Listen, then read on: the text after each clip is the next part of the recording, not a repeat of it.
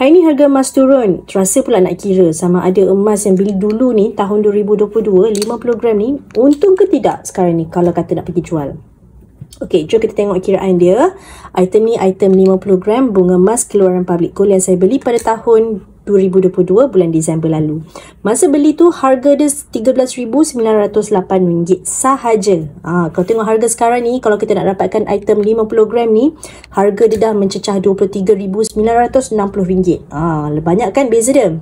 Okey, so jom kita tengok kalau katakan 50 gram ni hari ni saya nak bawa ke branch Public Gold untuk jual, agak-agak untung ke tidak? Okey, jom kita tengok. Kalau dalam jadual harga di Public Gold ni, kita tengok pada jadual harga ni item 50 gram. Kalau kita nak jual, tengok pada kolom PG buy. Bermaksud PG nak beli semula emas yang ada ni daripada kita. Maka PG akan bayar pada kita sebanyak RM22,166. Alright, so RM22,166 ni kita compare dengan harga yang kita beli dulu.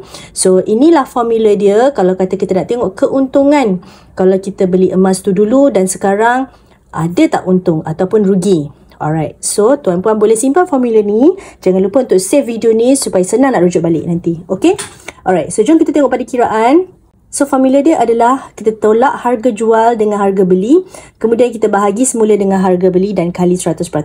Harga jual pada hari ini ialah RM22,166 ditolak dengan harga beli RM13,908 dan dibahagi dengan 13,908 balik. So perbezaan antara harga jual dan harga beli pada hari ini ialah RM8,258.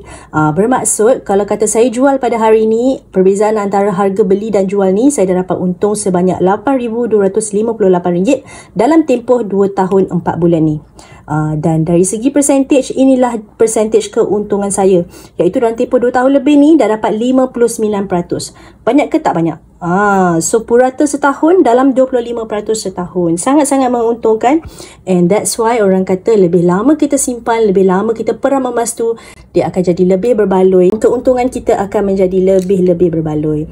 Okay, so dapat sesuatu daripada perkongsian kali ni. Jom simpan emas sekarang. Tak kisah harga emas sekarang berapa, don't worry, sebab harga emas meningkat dari tahun ke tahun. And kita boleh nampak keuntungan seperti ini selepas beberapa tahun. Kalau kata tuan-puan beli hari ini, esok nak kira keuntungan tu mungkin tak dapat, sebab harga emas ni sentiasa turun dan naik dalam masa jangka pendek. So tuan-puan yang berminat nak dapatkan dan saya boleh consult which item yang sesuai dengan bajet tuan-puan, boleh terus klik link di profile untuk saya bantu tuan-puan sebaiknya.